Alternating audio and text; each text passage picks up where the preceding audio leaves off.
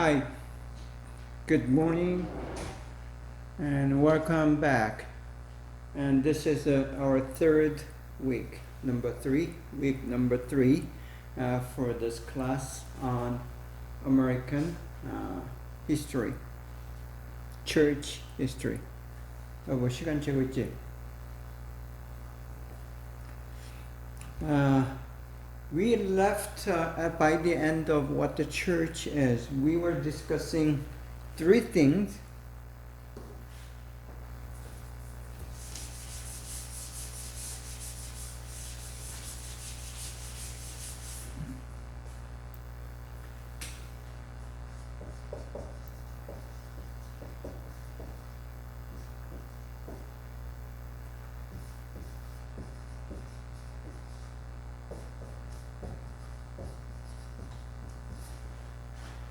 Basically, I was introducing and briefing about this subject, what we are trying to discuss in this class. And first we discussed about American. It's the territory, it's the people, but it is more of the spirit. There is something called Americanism or American spirit, which is pretty much difficult. It is difficult to identify, but there is such a thing as American spirit.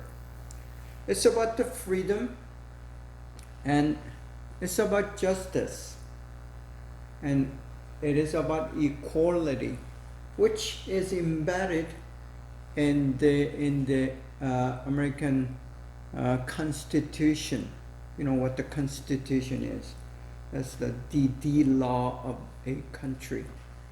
Every country has a constitution, and in that constitution, you do have that the ism or the ideology or the ideal value of that the nation. And for America, there are three things that they value as a nation. The reason I, try to introduce those American spirit or Americanism is those three things: the freedom, and then justice, and then equality. These are the basic, the fundamental biblical values. So we discussed that this country is identified as nation under God. That's how it began. And everyone knows the story. Everyone who's studying American history, not the church history, American history has to study the Mayflower, the ship, and then Puritans, and how they started their living in the colony of Plymouth. See, they were, the first non-militant civilian people who laid their steps on American soil is, indeed, they are refugees. And we see a lot of refugees today. That's why America is they cannot say no to the refugees, because the history begins by the refugee who's fleeing from Europe to worship, to have that freedom of worship. And then, that's how the vision of freedom to worship became the main thing for American people. So you cannot force someone to worship something or some religion. One cannot do that. But in history, there has been, and it is still going on in many countries. It is not only the religion, but it's a belief.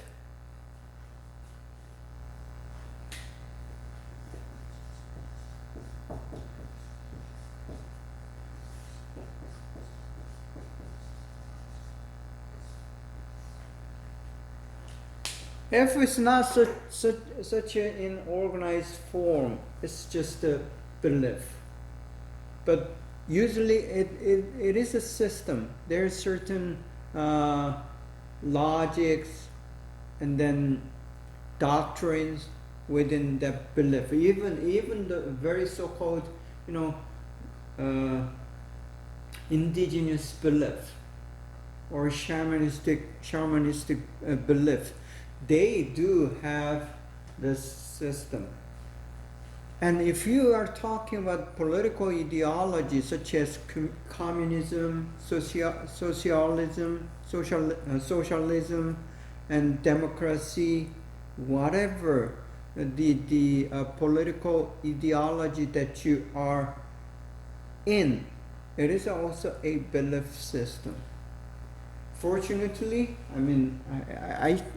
from a Christian point of view, fortunately, America choose to build their ideology, political ideology based on the biblical values and biblical teachings or biblical ideals. That's how the vision of freedom to worship, became the main thing.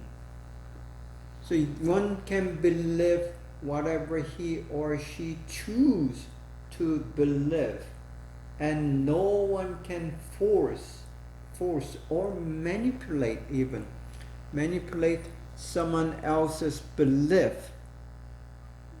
You cannot do it by power or the relationship, like a father and mother cannot force their children to believe something. That's how Americans believe. It's a little different from who came from Asian culture. We are taught, at least on my generation, we are taught that you are to just believe whatever your parents are saying, or just obey whatever they decide to do. So you are not to make a decision. Usually you don't make a decisions. Your parents they make a decisions and you obey. That's how it was, and in many Asian countries it still is. So that's very, very different ideal. They very different culture and belief. So to be an American, to become an American, it's not just having the paperwork and say you have a green card or you have citizenship. That doesn't mean that you're truly actually an American. To be an American, you have to believe in the same belief. In that sense, even if you're born in America as a white people and learn the language and went to school, but there are still those who do not believe in this American spirit. They would believe something else. I don't want to name those, but who are doing those. And it's not about being a Democratic or Republican. There, still, it's not just political party. Either it's Democratic or Republican. They operate within the boundary of American spirit, within the Constitution. So Constitution lays a bigger boundary, and again, fortunately, that boundary and the biblical boundary are pretty much the same. The reason, again, as we are studying American church history, we know that American history is strongly founded on Christian belief or biblical belief. So the Americanism or American spirit and the Christian faith, the belief system kind of overlaps. They're pretty much the same. It used to be. and it's changing these days. But still, I mean, you have not changed. We have not changed the American Constitution. There is some amendments, but still. So why do we debate about the right to choose over the abortion and then gay marriage, these things? So the concern is, biblically speaking, which value is more higher, has a higher authority than the other things? So again, is it right to choose whatever the subjects are, whether it's abortion or your sexual orientation? Is that choice, right, to choose, would be more important than labeling gay and these things, the abortion as sins? Yeah, of course, biblically they are sins, but does the Bible give higher value and authority to the value of making choice? To be a person. To be a person is a person should be able to make his or her own choice. Then be responsible, fully responsible for that choice that he or she had made. That's a very simple statement and the principle. So, I mean,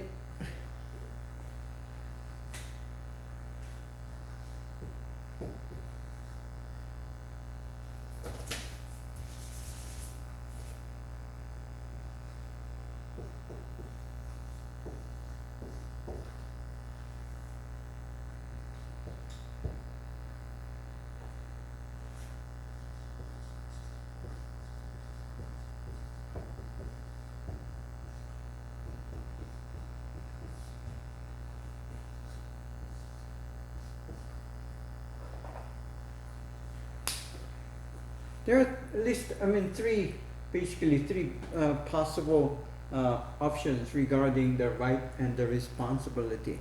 The Americanism, basically, American spirit is saying your right is your responsibility. If you have certain right, you should be responsible. A responsibility, full responsibility, 100% the same amount of responsibility follows the right.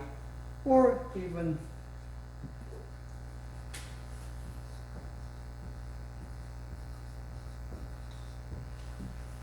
if you exercise your freedom, then you should be responsible for your own the freedom that you have exercised. See, the example is COVID vaccination. The country does not, U.S., at least the United States of America, they do not force their people to be vaccinated because they believe, the Americanism says, American spirit says, you have, as a citizen, you have a freedom to choose whether to be vaccinated or not. But you have to take your own risk. You cannot blame someone while you have not vaccinated. If you get the COVID, and then that's it. You cannot blame anyone, or you cannot sue someone for getting COVID because you choose not to have the vaccination. That's how it works. But in many other countries, I don't want to name those, but you can guess and imagine that those countries, many countries, you have less right, but more responsibility. See, that's not biblical. That's not Christian. But even in a church, especially if you're Asian, Chinese, Korean, and Japanese, or even Southeast Asia, not all of them, but us in those traditions, if you're the people in the lower class, you would have more responsibility and less right. See, that's how the society operated. And still, even in an Asian church, that's how it works. And that's not biblical. And they say they are church. See, this is very hypocritic as I see them. And if we are doing, Korean American church in America, then you should be pretty much American. I mean, not to be American, but has to be biblical at least. You have to be biblical. Or if you are not biblical, you cannot be biblical. At least you have to be American. And if there's something that contradicts your Korean way and then to the American belief, then it is proper to follow American belief to avoid. I mean, if you're living as a diaspora or immigrants in America, it is proper to follow the American belief system. That's what the Paul said. If you go to Rome and then you follow the Roman culture, see. And then the second topic, the colony and Anglican Church. We know the major part of America, especially those called the area called New England, Massachusetts, Pennsylvania, the Maine, Virginia. These are the the areas where they settled down first, because it had a good weather, just like England. It has 4 different seasons, and they have the good soil, so it is proper. I mean, it's natural for those new immigrants to try to settle where it's most comfortable. So that's where the New Englands are. And then Louisiana and these countries, the French took over, and then later, sold to United States of America. But see, the majority of the initial colony, was formed and controlled by the United Kingdom, the England. And guess what? What is the official church for the England at the time, United Kingdom at the time? It's Anglican Church. Anglican Church is something like between Catholic and Protestant. It has a Protestant belief, but still follows some Catholic tradition. So that's how Anglican Church is. Because if you look into the history of Anglican Church, you know that how the Anglican Church was born, and it is connected closely, very closely with the state. State is church, church is state.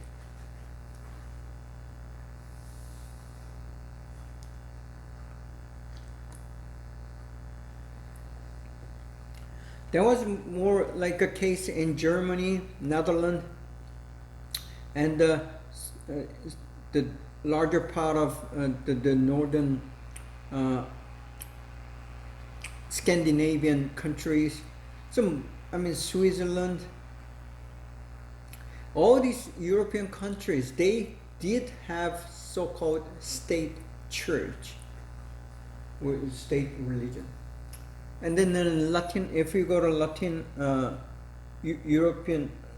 Europe, the Italy, Spain, and the Portugal, these countries, they did have Catholic, still has a Catholic as their state church.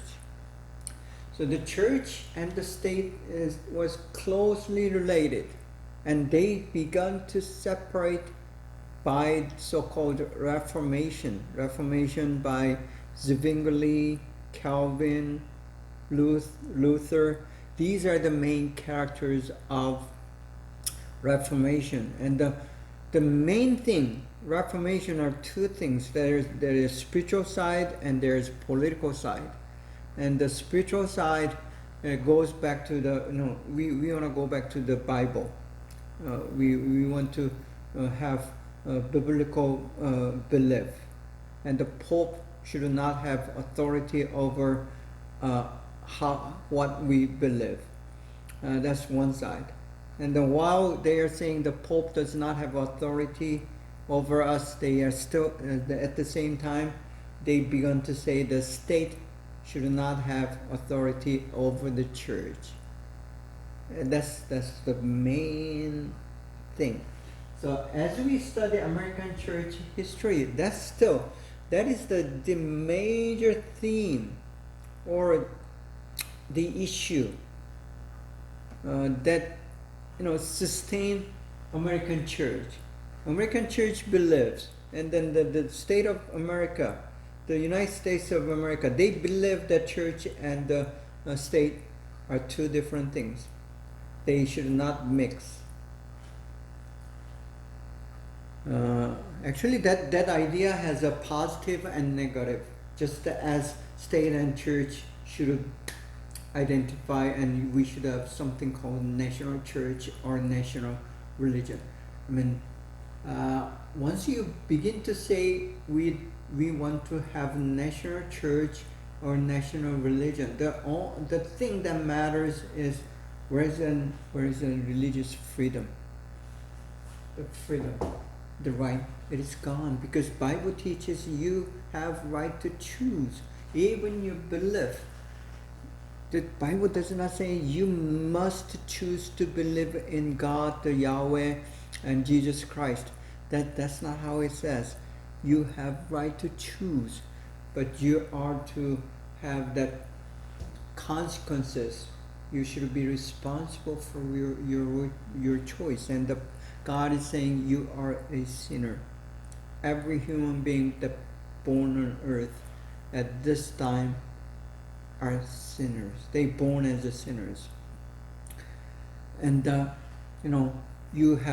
I'm offering you the second chance to be able to, because God's saying I'm going to forget about the past, and that forget about the fact that you're born with the sin and into the sinful world, but you have right and the freedom to choose again. This is a second chance. You can choose, either choose me or choose to stay as who you are, the sinner. And that's how it, that's what the gospel is. So when you say that, going back to that, when you say the church is the state and state is the church, then that freedom, the right to choose, will be gone. Once that's gone, it becomes unbiblical. It's not biblical. Because the Bible teaches you to be able to choose. You are as a free person. See, that's what the issue is. And if you understand that issue, then you pretty much understood the main, the backbone of American church history. Again, so when you are in colony, the English people comes in and they tries to tell you what to believe again. So the Anglican Church tried to have influence over this new territory, New England, in America. There are like 13 states at the when they revolted against the England, and that's called the Revolutionary War. And they win over that, and they become a free state. That's where the 4th of July we just celebrated. See,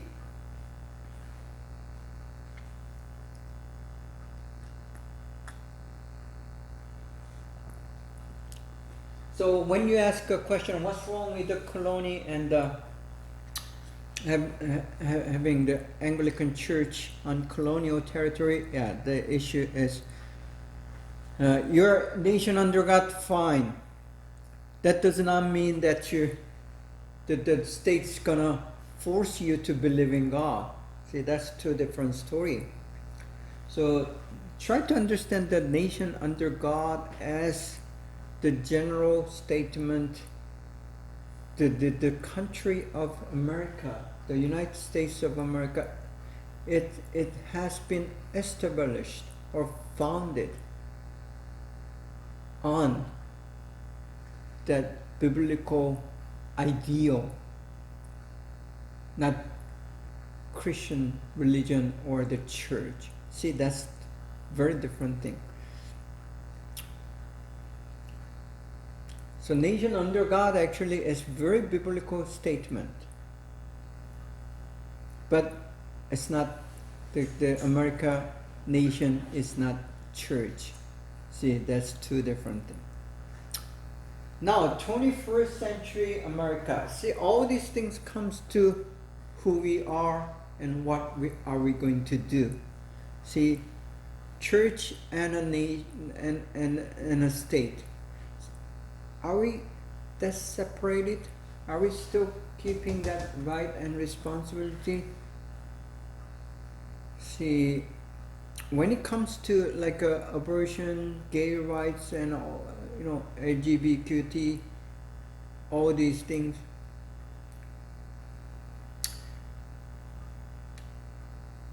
see,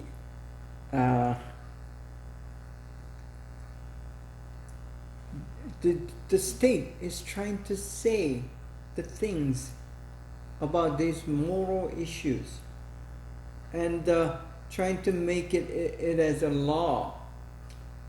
But I believe that personally, state can say you should not discriminate anyone, for that matter, anyone, based on their race, then gender, age. See, then sexual orientation, fine. You should include those in the statement, because you should not discriminate someone based on those things, which would not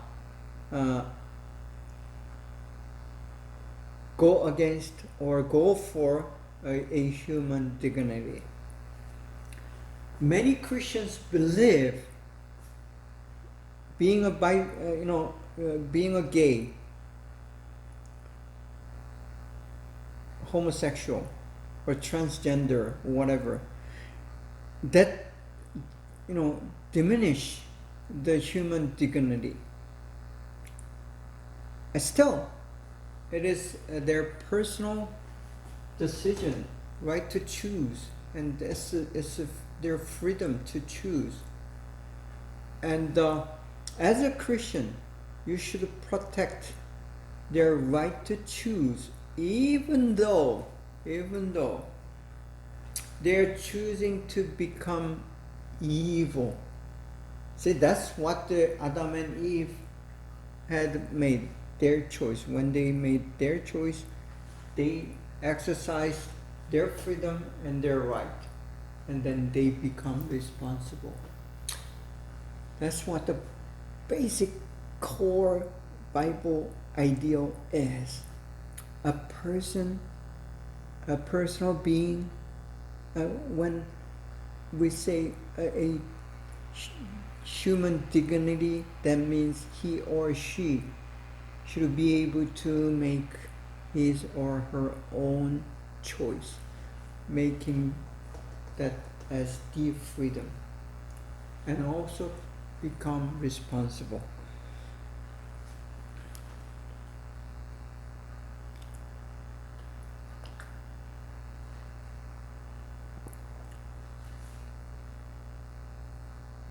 But when the state comes in and says, you cannot say that gay and abortion is both are sin. State cannot say that.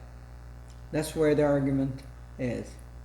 And in a church, a pastor should be able to say whatever he or she feels right according to his or her own belief.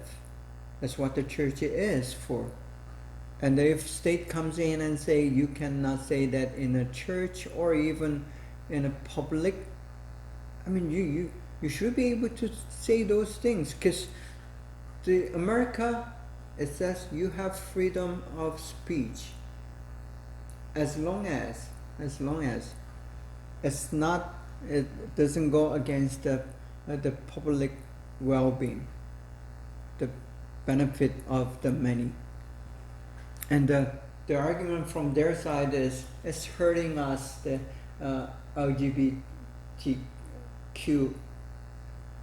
community.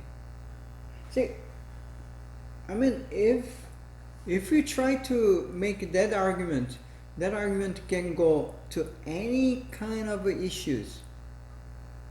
See, that's not a good argument. So what's the general public? General public is just general public which does not have any inclination or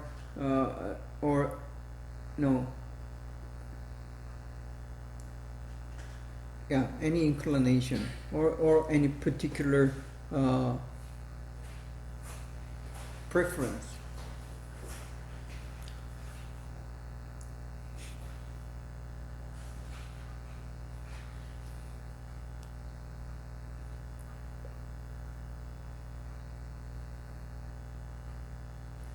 Excuse me.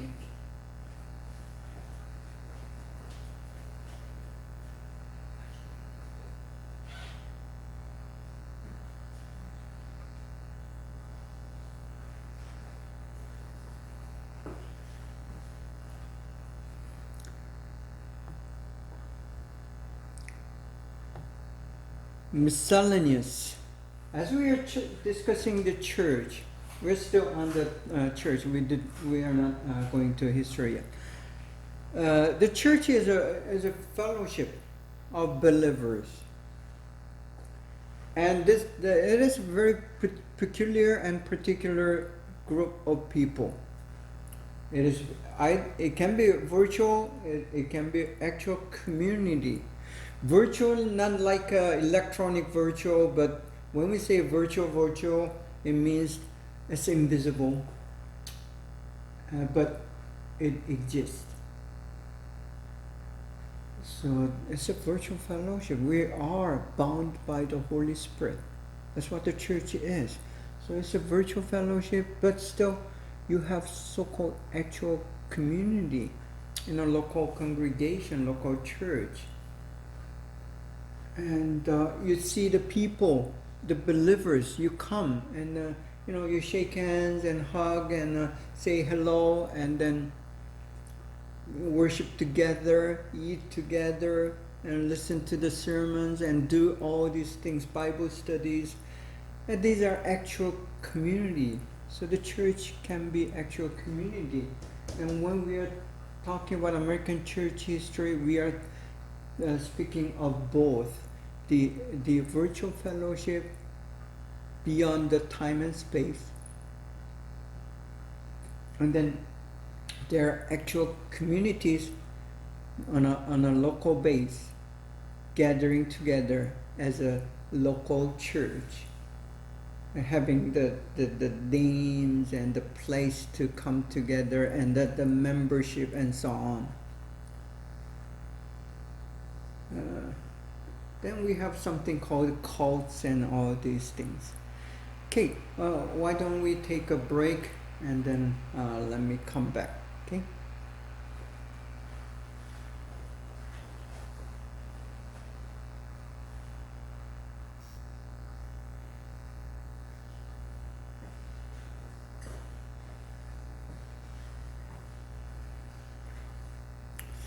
All right, I'm back. So when we discuss the topic of church, there are like these cults and the sects and pseudo-Christianity, which looks like church, but which is not. And see, those are also as a part of history, even though as Christians do not like those things. It's as part of it, and we'll try to discuss that and what the effects are. And there are some other names. Okay. Let's go on to doing a history, chapter 3. Part 1, chapter 3 is about history. Because we are doing a history. And it's a church history, it's American history, American church history. And what is a history and how do we do it? The main thing about this class and the previous class that we had about the early church history, the same thing. It is more of, you can find those list of events and then well described the list, the explanation of what had happened and who's are there. Those you can just go into the books and read about them. But the thing is, major thing is, why do we study history and how do we do it? Because every historian has different ideas about history. And it is important for you to build your own perspective or interpretation of history. I cannot force you to have that, or I can suggest, but I cannot, make you to believe in certain things, just like we discussed. So these classes on history are not just, classes to present you with the mere facts. If I do that, I'm not a good teacher. I'm not a good professor. I believe rather than throwing these mere facts of the records, we just regurgitate or repeat the records of the past. It is more important to be able to reflect on it and to imply on it, and then build your own perspective on how you read history. So that's the chapter 3 is about.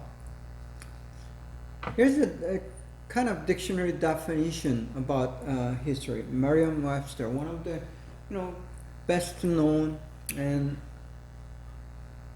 good English dictionary,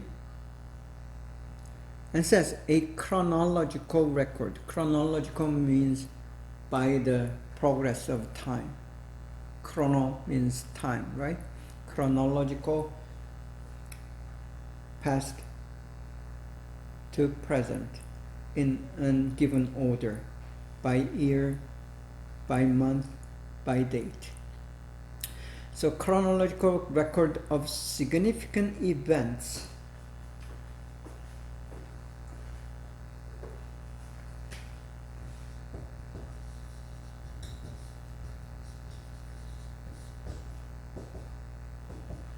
See, it's a significant event. The question is, how do you determine this significance? How do you determine? And who's going to determine? See, already, when you do that, even before the writing the record, you are editing the narrative.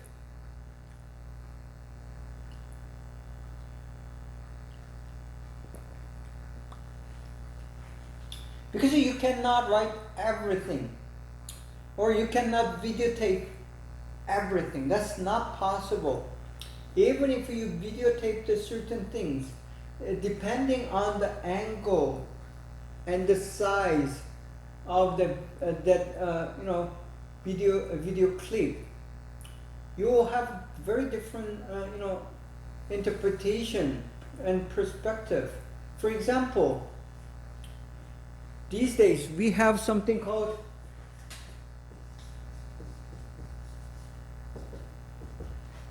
if you're familiar with any sports events, sports games such as soccer and baseball, we have something called video assisted referee. That's what the VAR stands for.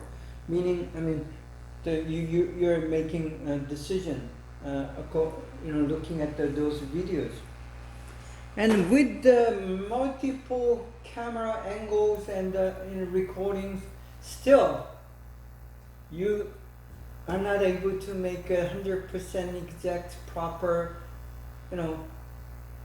accurate decision on these things, even with the multiple cameras.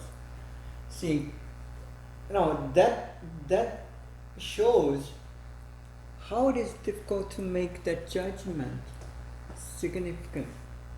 So the history, writing history, it's all about judgment, the decisions. And it depends on who's making that judgment and who's writing the material and who makes the choice to write or not to write. And even if you make a choice to write about the same thing, same subject, say this is significant. For example, let's talk about the assassination of the President Kennedy. See, everyone believes, not everyone, most historians agree that it is a very critical and important event in American history. But how you write it, that's different from A to B, Republican to Democrat. And not only that, it is different from how you view in America to how you view in some other countries. So every history is debatable, meaning you can argue about the written history, even if you agree that's important. Same thing with the American church history. As I find it, as I read it, most of the books written about American church history in general, they do exclude the story of Native American, so-called American Indians. It's only a small portion. They do not give significance to how the church, American church, dealt with Native American issues. They killed millions and millions of Native American directly with the guns and knives, sword, but also indirectly through making them hungry and getting them sick with the European disease. All these things. From Native Indians' perspective, it's a huge thing. It's a very significant story. And they try to convert these American Indians, native people, into Catholic, into Protestant baptism and Baptist and all these things. They do write about how the white people went to American Indians or the native people to evangelize them. So-called American Indian mission. That's their perspective, the white church. But there's a very little about, even still, they write just a little about them. Same thing with the black church. If you read the American church history, most general books written by white Christians, evangelical Christians, white Christians, they write these history books. There's only little about black American church history. For them, it is not so significant. See, these are those unbalanced. And we, as American, whether you're Asian descent or African descent or Hispanic descent, no matter what, we should try to be able to, balance these significance. So that means we need to go back and rewrite some of this American church history. See, the reason that I'm teaching this class, I think, is to help us to review already written American church history from the white Protestant Anglo-Saxon perspective to general, overall, inclusive and balanced, having the balanced significance. So again, going back to the history, significant events such as those affecting a nation or institution, often including an explanation of their causes. Yeah, not only the causes, but effects as well. So cause and effects and implications and so on. And in that sense, there's nothing that is neutral about doing history or writing the history. There's no such a thing as objectivity in doing history. Other science, chemistry, physics, mathematics, those are the science that has certain degree of objectivity. But when it comes to history, sociology, and literature, these things, that's why they call it liberal arts, including theology. These liberal arts are liberal. It doesn't provide you with objectivity. There is no such thing as objectivity in doing these science. You can write the facts, but facts alone does not make a history. History always accompanies and it brings interpretation. So it's an art of interpretation, and we're trying to represent the history, the past to our generation or to the coming future generation how we should perceive these things that happened in the past. So the thing is, people who wrote the history at the time in the past, he or she writes from their present. This is where I write the history in 17th century. But when it comes to 21st century right here, we are reading those writings that were written in 17th century perspective. And we are doing, again, trying to say, what are the significance for us today? So that's what the history is. There is certain gaps. And their perspective in the 17th century would be much different from what we have on today, 21st century. So how do we make up that gap? We cannot go back and try to have that 17th century perspective. That's not possible.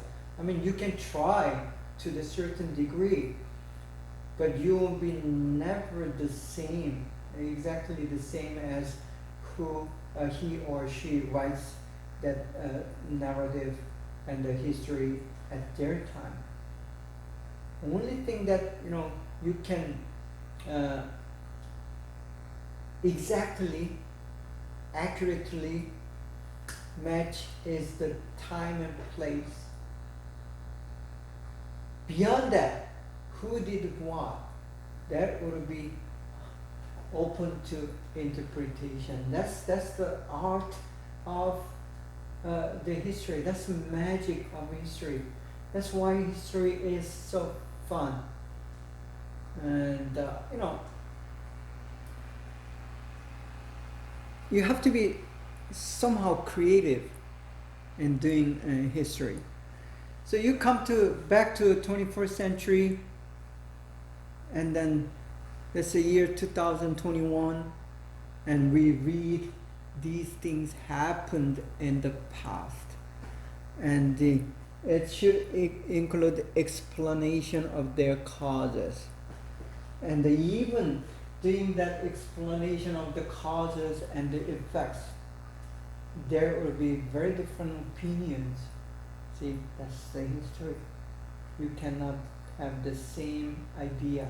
And not only you cannot, but you should have very different ideas about the cause and the effects. You don't have to agree. See? If someone says history should be understood in a certain way. Yeah, I'm sorry to say this, but if you came from some of the Asian countries, including mine, we are taught. This is how you do the history. That's how you interpret the history. And you're tested, choose out of 4 different suggestions, and they say this only one. This one is the right answer. There's no right answer in history, and then we are taught to memorize the dates and the events, and we're not taught to do the open interpretation of history. That's how we were educated, and actually brainwashed and manipulated politically, socially, culturally. See, we have to acknowledge that many of us Asians, especially in those so-called more strict countries, were educated in their way and brainwashed. And it is very difficult for us who are accustomed to that kind of education it is very difficult for us to think otherwise. For myself, I was fortunate enough to go abroad to other countries when I was young, teenager, and go into this American school for the missionaries. And then I was re-educated. I kind of knew that, understood, I was brainwashed. And when you do a education in a free country such as America, your thoughts and your perspective does change. It does change. And do not be afraid. Do not be afraid. To change your perspective. I mean, you have freedom and the right to make that decision. And many of us Asian countries, you are not so free, or they do not emphasize your right. We are taught to emphasize responsibility, the duty, and the love for country. It's not the loyalty to the country. I mean, actually, you're being loyal to certain ideology, and you're being taught to be loyal to certain person. For us Korean, who in my generation, we were raised to, know only one president, President Park. And see, even elementary school, they had the textbook and saying the president of the Republic of Korea is Park Chung-hee. See, that was in the textbook. They don't do it no more. It can change from every 4 years, every 5 years from now. But at the time, he did like 3 different terms. And he was president for many years before he was assassinated. And many the Asian countries still, there is certain dominant ideology preventing their people not to exercise their right or freedom. They say it is luxury. We need to be developed economically. That's how they manipulated us in Korea. So you need to sacrifice your right and freedom to be able to live more, to have better quality of life. What's the better quality of life if you do not have freedom and the right? If you cannot exercise your right, that it has no quality at all. But somehow we were trained and educated to believe, we need to live better, meaning money-wise, and better condition, while sacrificing the right and freedom. And this is still going on in many countries, not just in Asian countries, Middle East, African countries, and many South American countries. Still, that is ideology. You should sacrifice your personal things, personal right, for the nation. For the nation. So what is a nation?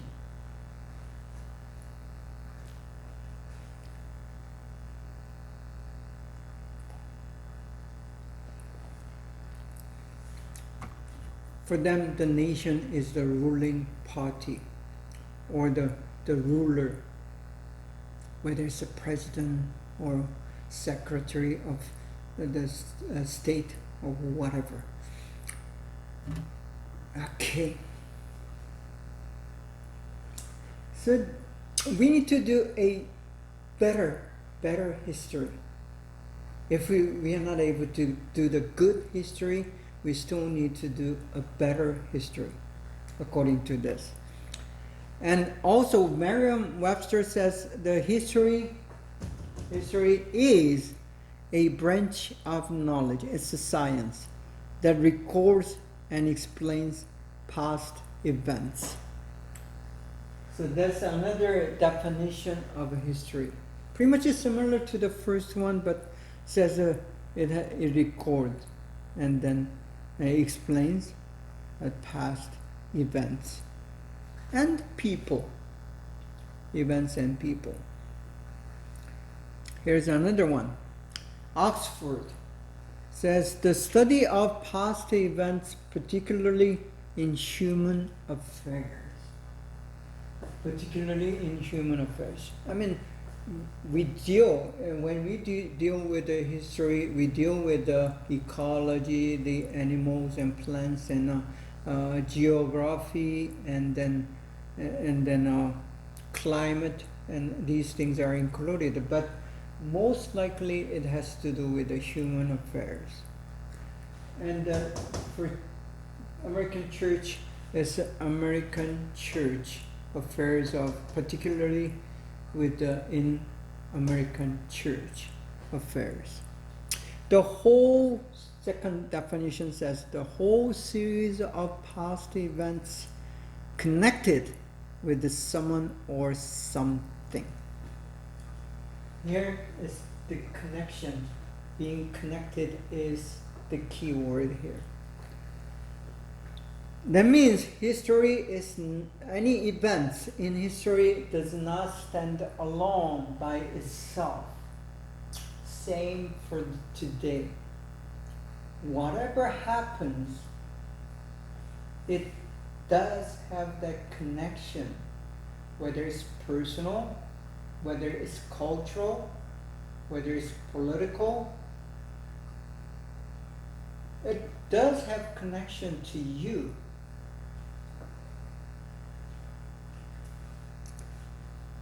See, the president election in America, 2020 election, it does have implication for you, every individual. Some of you are the foreign students studying, came from other countries. And who becomes the president may affect your visa status.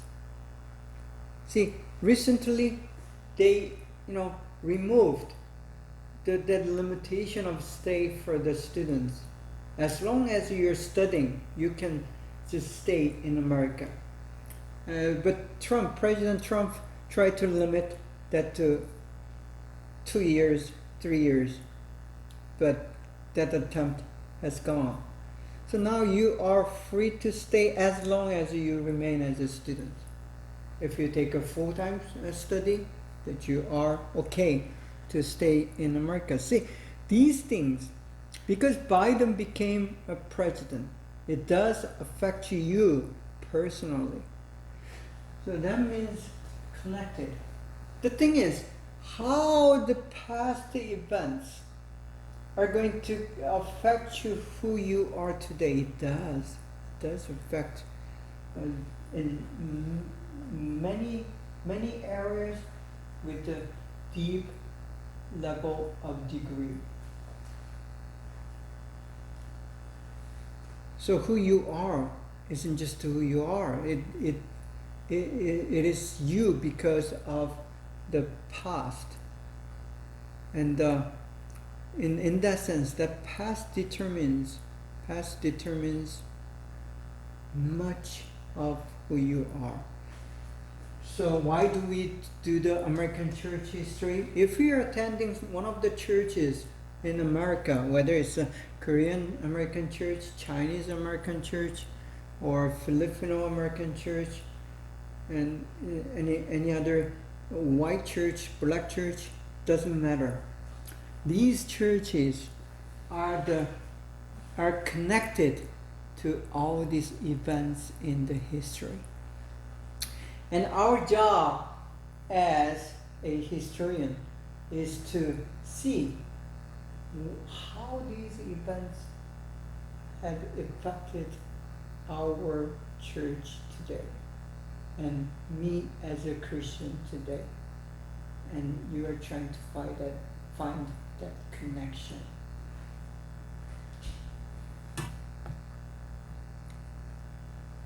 And here's a scholastic definition. The historians, so-called historians are making this.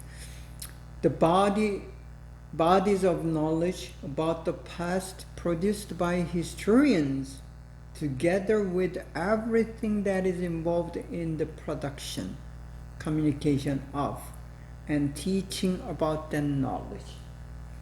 So history is that is about the body of knowledge that is written by historians in the past, and then how that was delivered and then taught.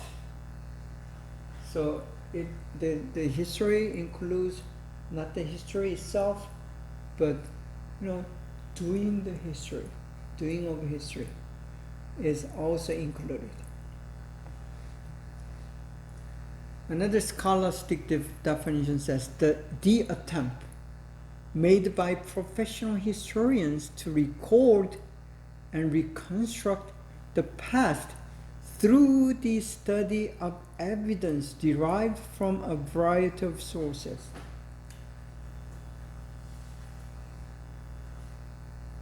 Because we cannot go back, using the time machine.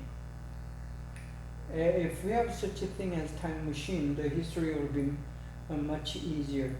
But we only have the fragments of the records.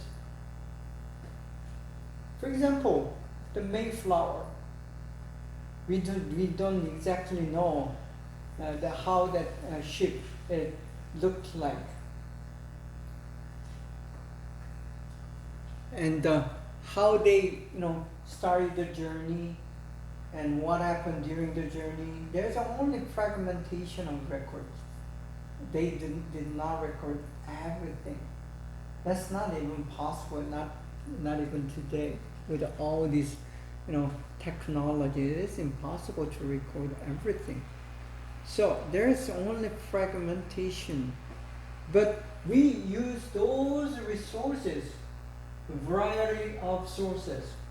There are books, pictures, and then narratives, even the myth. All these things are used as evidence. The thing is, who's going to determine whether this evidence is valid or not?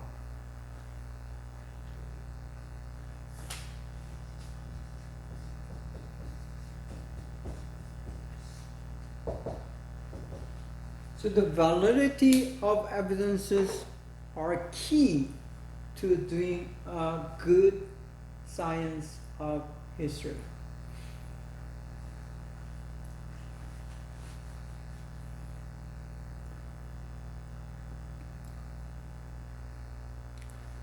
So in that sense, because the history it's not your imagination, or it's not your guess, or you're gonna make up the story. That's not going to be history. That's just art of literature if you do that. For the history, you use evidences. Because if we use evidences and make good educated guesses, it is science. In that sense, it is science. So by this definition, a history is a science, and it is a very good science. So now the question is it history science or art? We'll talk about that soon. Here's E.H. Carr, one of famous historians, says in his book, What is history? Yeah, he writes this. History is a continuous process of interacting between the historians and his facts. An unending dialogue between the present and the past. See, it's unending, ever going on. There is no end or no conclusion. Once, if you are able to conclude a certain event in the history and its significance, and then that's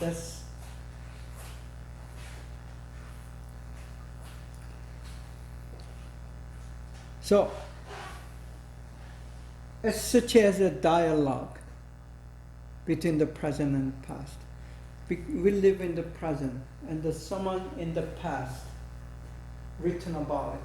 It's at 17th century, they wrote about it, and the 16th century, they wrote about how the church started, how the Puritans came in, and us in the 21st century is trying to dialogue with those events that we know, and the only fragments of the record, but we try our best to reconstruct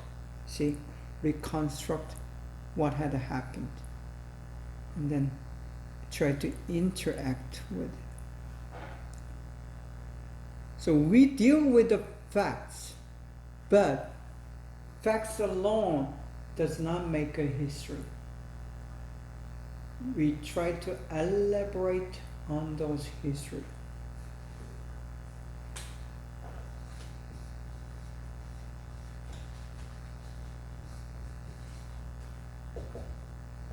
So that would be the word.